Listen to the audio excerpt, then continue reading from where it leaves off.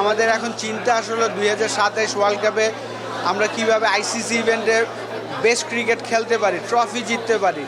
তো আমাদের সেই লক্ষ্য, আমরা কোয়ালিফাই নিয়ে চিন্তা করছি না। আমরা অবশ্যই আমাদের হোম সিরিজ যতগুলো হবে সবগুলো আমরা জিততে চাবো দিকে, যেন তারা যদি চিন্তা করে তাহলে কিন্তু প্রিমিয়ার লিগটা হতে পারে। অন্য লিগগুলোও কিন্তু হয়নি এই বছর যদি আমরা দেখি।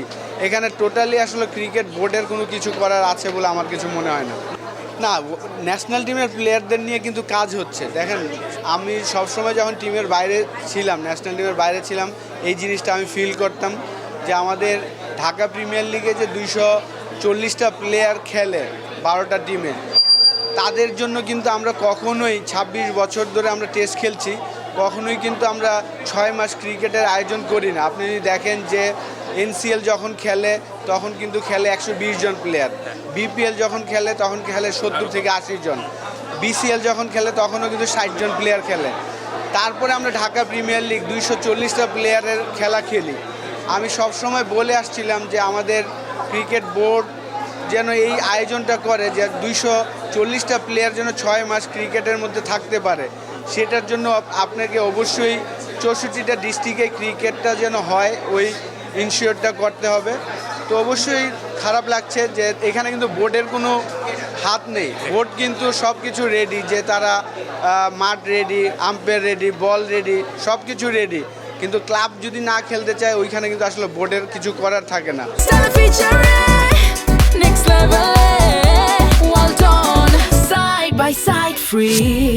তো আমি আশা করবো যে প্রত্যেকটা ক্লাব যেন তারা একটু চিন্তা করেন প্লেয়ারদের দিকে, যেন তারা যদি চিন্তা করে তাহলে কিন্তু প্রিমিয়ার লিগটা হতে পারে। অন্য লিগগুলোও কিন্তু হয়নি এই বছর যদি আমরা দেখি।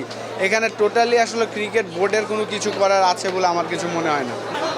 দেখেন, এটা আমি অনেক দিন ধরেই ফলো করছি। আমাদের বাংলাদেশে এই ম্যারাথনটা হচ্ছে বিভিন্ন জায়গায়, বিশেষ করে হাতির ঝিলে এটা হয়ে থাকে।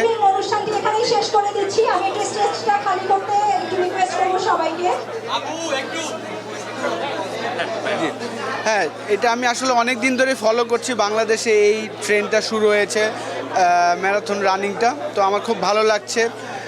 তো আমি অনেক দিন ধরে চিন্তা করছিলাম যে আমি কিভাবে এইটার সাথে পার্টিসিপেট হতে পারি। তো ধন্যবাদ দিচ্ছি যে আসলে ওনাদেরকে, যে ওনারা চমৎকার একটা আয়োজন করছেন। আমি 7.5 কিলো রানিং করার চেষ্টা করব কালকে। যদিও আমরা ক্রিকেটাররা রানিং করে অভ্যস্ত, তারপরে অনেক মানুষের সাথে রানিং করব, এটা একটা ডিফারেন্ট অনুভূতি হবে। তো ধন্যবাদ দিচ্ছি যে টাইগার চেস হাফ ম্যারাথনকে, যে ওনারা এত চমৎকার একটা আয়োজন করেছেন। এই ধরনের আয়োজন কিন্তু রেগুলার হচ্ছে, হাতির ঝিলে দেখা যাচ্ছে বা বিভিন্ন বাংলাদেশের যে কোনো জায়গায় এই রানিংটা হচ্ছে।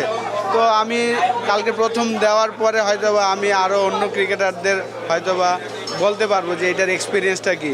যারা 21 কিলোমিটার দিচ্ছেন তাদের জন্য গুড লাক, আমরা যারা 7.5 কিলো দিব তাদের জন্য সবাইকে গুড লাক। বা একটু ক্রিকেট নিয়ে কথা বলি, নিউজিল্যান্ড সিরিজ সামনে, এই সিরিজে এক্সপেকটেশনটা কেমন থাকবে অ্যাজ আ ব্যাটিং কোচ, এবং আপনার কাছে সিরিজের রেজাল্টটা, ডু ইউ থিঙ্ক যে বাংলাদেশের এই সিরিজটা ওরা স্কোয়াডটা দিয়ে দিয়েছে, অনেক মেইন স্ট্রিম প্লেয়ারকে রেস্ট দিয়েছে, ডু ইউ থিঙ্ক যে বাংলাদেশ ফেভারিট বা জেতা উচিত? অবশ্যই। দেখেন, আমাদের যদিও নিউজিল্যান্ড রিসেন্টলি মাত্র T20 রানার্স আপ টিম, ওয়ার্ল্ডের 2 নম্বর টিম এখন T20 ক্রিকেটে। আর রিসেন্টলি আমরা যেহেতু পাকিস্তানের সাথে চমৎকার ক্রিকেট খেলেছি, বিশেষ করে যেই ধরনের উইকেটে খেলেছি, আমরা হয়তো বা নিউজিল্যান্ডের সাথে সিমিলার উইকেটে হয়তো বা খেলবো। যেহেতু 2027 ওয়ার্ল্ড কাপ আমরা খেলতে যাচ্ছি সাউথ আফ্রিকা, জিম্বাবুয়ে এবং নামিবিয়াতে। তো আমি বিশ্বাস করি যে আমরা এই ধরনের উইকেটে যদি কন্টিনিউ খেলতে থাকি, আমাদের প্লেয়ারদের পারফরমেন্স ইমপ্রুভমেন্ট হতে থাকবে ইনশাল্লাহ।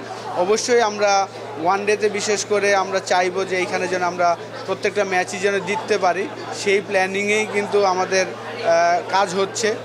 প্লেয়াররা অলরেডি ফিটনেস এবং ফিল্ডিং করলো এতদিন। 5 তারিখ থেকে আমরা স্কিল শুরু করছি। তো অবশ্যই আমি আশা করব যে আমরা 2টা ফরম্যাটই, ওয়ান ডে এবং T20, 2টা ফরম্যাটই যেন আমরা জিততে পারি, এইটাই আমাদের লক্ষ্য থাকবে। মার্চ মাসে নর্মালি দেশের ক্রিকেট ব্যস্ত থাকে ঢাকা প্রিমিয়ার লিগে। আপনার একটা অনেক বেশি স্মৃতি আছে এই টুর্নামেন্টের সাথে। এই টুর্নামেন্টটা বন্ধ হয়ে আছে, অনেক প্লেয়াররা সাফার করছে ফিনান্সিয়ালি। এই সময়টায় লিগটা হলে তো আপনাদের জন্য ইজি হতো নিউজিল্যান্ড সিরিজের প্লেয়ার পিকিংয়ে, তাই না? এই ডোমেস্টিকের অচল অবস্থা ভাঙার জন্য। অবশ্যই। দেখেন, আমিনুল ভাই উনি ফুটবলের লোক, ফুটবলের ক্যাপ্টেন ছিলেন, এখন যেহেতু উনি ক্রীড়া উপমন্ত্রী হয়েছেন, অবশ্যই উনি সকল স্পোর্টস, এমন না যে শুধু ক্রিকেটের সমস্যা হচ্ছে, আপনি যদি দেখেন প্রত্যেকটা স্পোর্টসেই কিন্তু ক্লাব খেলাগুলো হয় না। আপনি যদি হকিতে যা চিন্তা করেন, হকিরও কিন্তু 3-4 বছর হচ্ছে খেলা হয় না। ফুটবলও যদি দেখেন রেগুলার হয় না। তো এটা অবশ্যই আমি মনে করি যে ক্লাবদের নিয়ে বসা উচিত, যে কিভাবে এটা রান করা যায়। এটাও সত্যি কথা যে আসলে ক্লাবদেরও এই প্রেশারটা নেওয়াটা কিন্তু ডিফিকাল্ট। প্রত্যেক বছর সবগুলা ফেডারেশনের খেলা সব স্পোর্ট যদি চালু রাখতে হয়, আপনাকে কিন্তু ডিফারেন্ট রোল মডেল চিন্তা করতে হবে। জাস্ট আপনি ওই সময়টা খেলবেন এবং খেলার জন্য আয়োজন করবেন, ক্লাব কিন্তু এতটা অ্যাফোর্ড করাটাও তাদের জন্য ডিফিকাল্ট। তো এটা অবশ্যই ক্রীড়ামন্ত্রী আমিনুল ভাই এটা সকল ফেডারেশনের সাথে বসে আমার মনে হয় যে কীভাবে সুন্দর মতন রান করা যায়, যে ক্লাবের জন্য ওয়েট না করে যেন ফেডারেশন 6টা মাস ক্রিকেট খেলতে পারে। লাইক আমি মনে করি যে আমাদের ক্রিকেট বোর্ড যে 8টা ডিভিশন আছে আমাদের, তাদের নিয়ে যদি 4 day match, 1 day match, T20 এই ফরম্যাটগুলো চালু করে, যে তাদের আন্ডারে সব কিছু হবে, তাদের আন্ডারে আন্ডার-19, আন্ডার-17, 16, 13 এইভাবে যদি আপনি করতে পারেন, তখন কিন্তু ক্লাব যদি না খেলতে চায় তখন কিন্তু আপনি প্লেয়াররা অ্যাটলিস্ট খেলার মাঠে থাকবে। তো এই জায়গাটা আমার মনে হয় যে অবশ্যই আমিনুল ভাইয়ের একটা বড় কাজ করার আছে এই 4 বছরে। এবং আমিনুল ভাই তো এই প্রত্যাশার কথা শুনিয়েছিলেন যখন দায়িত্ব গ্রহণ করেছে, বাট এতদিনে এক্সিকিউশনটা আপনার কি মনে হচ্ছে ডিলে হয়ে যাচ্ছে? বা না, দেখেন সব কিছু মাত্র শুরু হয়েছে, আপনার সময় দিতে হবে, নতুন বোর্ডকেও আপনার সময় দিতে হবে। ওনারা এসেছেন মাত্র 4-5 মাস হয়েছে, এক একটার পর এক একটা ঝামেলা যাচ্ছে। তো আমার মনে হয় যে সবাইকে সময় দিতে হবে এবং সবার সৎ চিন্তা থাকতে হবে এবং সবাই যেন উইনিং সিচুয়েশনে থাকে। শুধু ক্লাবরা এসে টিম করবেন, ওই 1.5 মাস খেলবেন, ওনাদের জন্য পুরো 12 মাস খেলার সিস্টেমটা থাকে, যেটা বাইরের দেশে হয়, ওইভাবে চালু করতে হবে। একদম শেষ প্রশ্ন, বিশ্বকাপ কোয়ালিফায়ার নিয়ে একটা প্রশ্ন আছে, ডু ইউ থিঙ্ক সেটা এখনো ভ্যালিড, বা আপনি কি এই টিমকে দেখে কনফিডেন্ট যে কোয়ালিফায়ারের বাধাটা আমাদের আসলে খুব একটা বড় বাধা না? অবশ্যই না। দেখেন আমাদের head coach Phil Simmons already Pakistan সিরিজের আগে প্রেস কনফারেন্সে বলেছেন যে সে একদমই ওয়ারিড না কোয়ালিফাই নিয়ে। আমাদের এখন চিন্তা আসলে 2027 ওয়ার্ল্ড কাপে আমরা কিভাবে আইসিসি ইভেন্টে বেস্ট ক্রিকেট খেলতে পারি, ট্রফি জিততে পারি। তো আমাদের সেই লক্ষ্য, আমরা কোয়ালিফাই নিয়ে চিন্তা করছি না। আমরা অবশ্যই আমাদের হোম সিরিজ যতগুলো হবে সবগুলো আমরা জিততে চাবো। আমাদের যে টিম, আমি বিশ্বাস করি আমরা আমাদের বেস্ট ক্রিকেট খেলে সবার সাথে আমাদের হোম সিরিজে জেতা সম্ভব, বাইরেও আমাদের সিরিজ জেতা সম্ভব। আমাদের এখন বোলিং ইউনিটটা খুবই ভালো।